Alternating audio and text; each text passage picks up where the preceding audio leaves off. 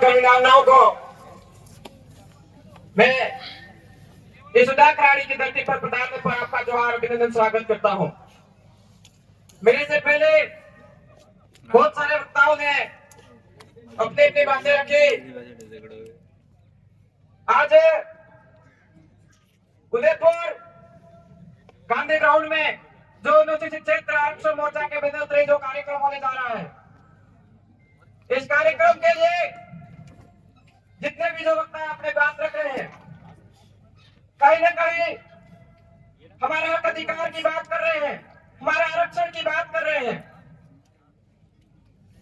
जितने भी तमाम साथी यहाँ उपस्थित हुए उनसे निवेदन करना चाहूंगा कि जो भी वक्ता यहाँ पे जो बातें बोल रहे हैं, जो अच्छी जानकारियां दे रहे हैं, उन जानकारियों को अच्छे से ग्रहण करिए, सुनिए, समझिए।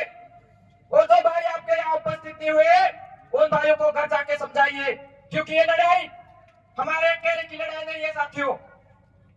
क्योंकि इस लड़ाई को लड़ने के लिए हमारे पुरखे पूर्वज शहीद हुए हैं।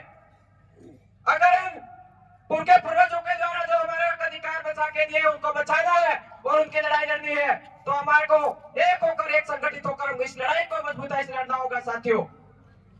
मैं इसी के साथ यह कहना चाहूंगा कि हमारे इस इलाके में उदयपुर के आसपास यूडीए के तहत और नगर पालिका के तहत जो जमीनें हड़पने का जो काम कर रहे हैं, जो हमारे इस इलाके में अनुच्छेद 243 जेसी के तहत अवैध है, फिर भी ये लोग हमारे आदिवासी भोले भाले भाई के पास जमीनें हड़पने का काम कर रहे हैं।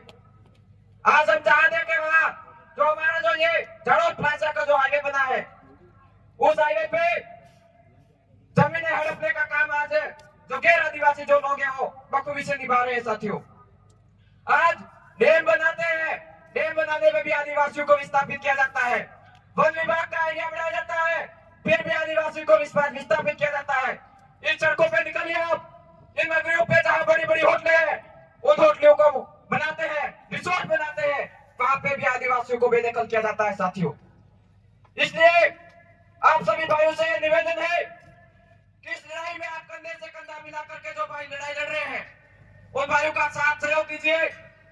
और हमें इस लड़ाई में अगर हमें जेल जाना पड़े, जेल जाने के लिए भी तैयार रहना होगा साथियों। अगर गोली खानी पड़े, गोली खाने के लिए भी तैयार होगा, क्योंकि ये पुरखे हमारे ऐसे शहीद नहीं हुए हैं। इसलिए आप सभी से उम्मीद करता हूँ कि इस लड़ाई को आप मजबूती से लड़ोगे। और एक बार पूरा हमारे बहुत ही अच्छे वक्ता बैठे, इसलिए ज्यादा लंबे समय नहीं दूंगा, पर आप सभी से ये निवेदन करना हो कि आप लोग अच्छे से समझिए और जानकारी लीजिए। और हमारे समुदाय पे जो अत्याचार शोषण हो रहा है, हमारी जो आरक्षण की व्यवस्था है, उनके लिए जो लड़ाई लड़ रही है, उसका आप साथ दीजिए।